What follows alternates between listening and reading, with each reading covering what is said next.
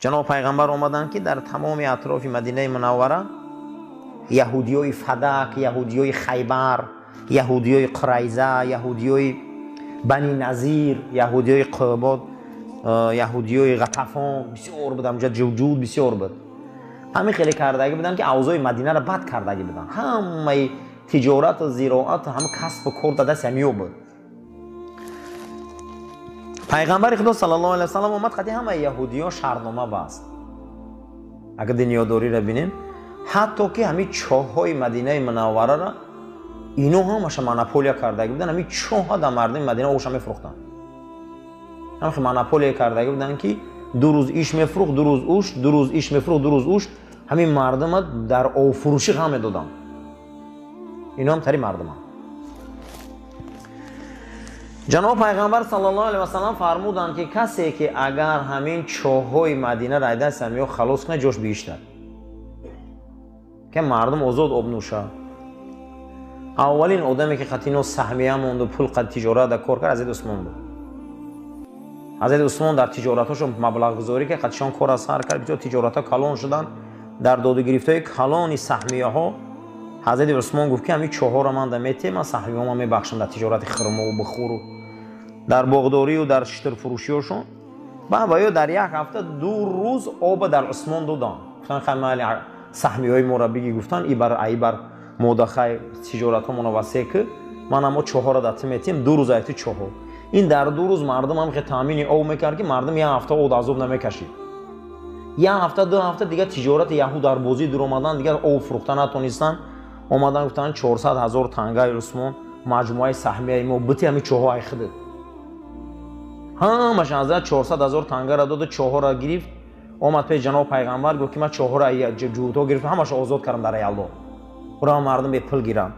جناب پیغمبر گفت که کسی که همین چاه روما همین 4 را همش توزیع کرد اطراف مدینه منوره، ولی کوئی جای او بیشتر.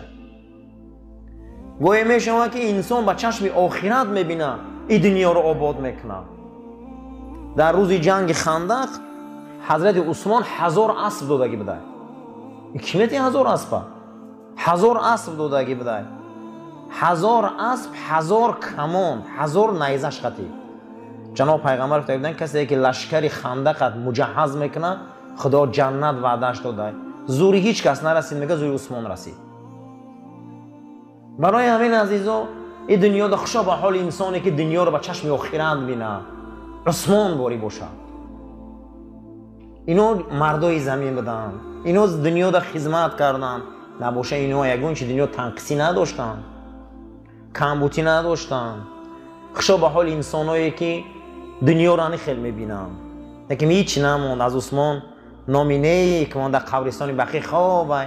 نه همین تجارتش یگون چه موند دیگه، نه زراعتش، لیکن چیزی که داد همون موند. دنیا را کسی با چشم آخرت بینه و دنیا آباده. دنیا را کسی با چشم دنیا بینه هیچ چیز نیست. تا حاضیره قارون لعنتی میگن. که قارون تعریف میکنه؟ هیچ کس قارون تعریف نمیکنه. هیچ کس فرعون تعریف نمیکنه. هیچ کس. لیکن این دنیا را بینین که از نیکا هم تعریف میکنه. این دنیا را در این دنیا که چقدر زندگی کنیم که دنیا خوب باشه. در این دنیا رنگ عثمان زندگی کنیم. در این دنیا رنگ حضرت ابوبکر زندگی کنیم. در این دنیا رنگ حضرت عمر زندگی کنیم. در این دنیا رنگ بزرگان زندگی کنیم. مثل همه آدمایی که از این دنیا را با چشم آخرت دیدن. این دنیا را با چشم چه دیدن عزیزا؟ آخرت دیدن. این دنیا را کسی با چشم آخرت میبینه هیچ محل حرام نیست.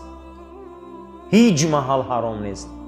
دنیا را با چشم دنیا میبینی به حرام میشود. کسی دنیا را با چشم آخرت که دید او را هیچ کس موعظه زکات نمیکنه. کسی دنیا را با چشم آخرت دید هیچ کس وی موعظه صدقه و احسان نمیکنه. وی خودش خدا داده یک با چشم آخرت دیدن میگیره. گوسفند میکشن، خانه پیغمبر خدا میبیارن صلی الله علیه و سلم. پیغمبر اکرم گوشت ریزه میکنن. بعد یه روز میپرسن حمیرا، عایشه چی موند خونه ده؟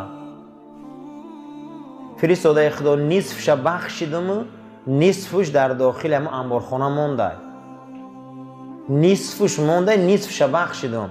اویشا همون بخشیدگیش مونده، گه این نصفش که اخته هیچ نمونده، همون دودگید موند، دودگید موند. اویشا در دنیا که کردی اون ندودهی که اخدت مخیر او برایت هیچ نمیشه، برای حساب نکرد، همون نمونده. چیزی که دادیم اون موند برادرو، چیزی که دادیم اون چکار کرد؟ اون موند. خوشا به حال انسانی که دنیا رو به چشم آخرت نگاه کنن. ابوبکر، عمر، عثمان و علی، صحابه بزرگ دنیا رو به چشم آخرت دیدن، دنیاشون آباد شد. کسی که دنیا رو به چشم آخرت میبینه، این دنیا لعنتی دنیا نیست. کسی دنیا رو به چشم آخرت میبینه، چی خوب دنیایی در زندگی کرده، چی خوب دنیایی در زندگی کرده. خوشا به حال الهی نمی کسی دنیا رو به چشم آخرت میبینه، خدا 1000 سال عمرش ده، یکون جای کمبودیش نیست. همین خداوند به عبادتم بره، به طاعتم بره، برای رسولش بره، پاک خرم، پاک گردم، صاحب فرزندای صالح باشم، زندگی اویلای شایسته کنم، الهی اینم 100 سال عمر بینم، گندگی داشت عمری دراز. اینم دنیا رو به چشم آخرت که نمیبینیم، در 50 ساله عمرمون، همین عمرمون بزوری میکنیم. میگیم چی عمره، چی دیدم همین دنیا، برای که به چشم آخرت ندیده استیم شوخی. دنیا رو به چشم آخرت دیدن در کاره. یکی از زندگی های خوبی این دنیا همین بوده که دنیا رو به دنیا تماشا نکنه، دنیا رو به آخرت تماشا کنه. دنیا رو به آخرت. روز جنگ خندق رسول اکرم صلی الله علیه و سلم نشستگی بودن. بعد از او گفتن حضرت که اصحاب چی حال داره؟ صحابه دنیای تنگ داشت، آمدن این اینون شکایت کرد، ای آب شکایت کردی، ای پشک شکایت کردی، ای خراک دیگه شکایت بالای شکایت شدن، گریب جناب پیغمبر زیغ شدن. فقیری و کمبغلی هم قینده یوخی. چهره جناب پیغمبر صلی الله علیه و سلم تغییر یافتن، زیغ شدن. حضرت عثمان رضی الله تعالی عنه از بین صحابه خستن، صحنه را فهمیدن و بیرون برآمدن رفتن. بعد از اندک میگه حضرت عثمان میگه نیم خواب، میگم قپای کلان، میگه نیمش میگه به زور میگم تا ایمی دهنی در خیمه جناب پیغمبر در آمدن.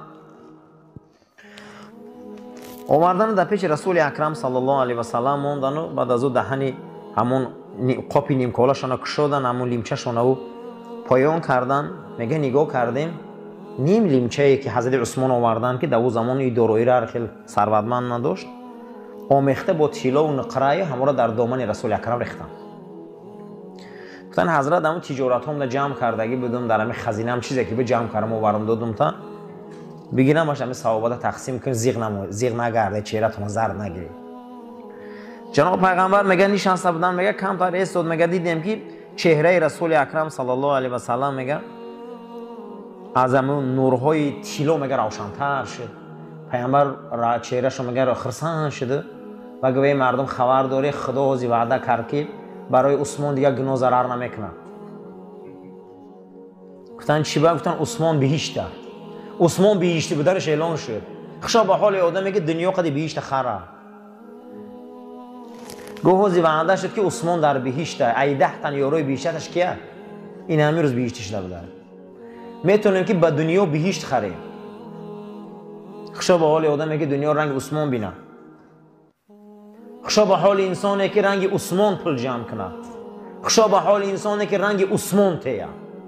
خوشا به حال انسانی که جناب پیغمبر گفت ما لا یضر علی عثمان ذنبا.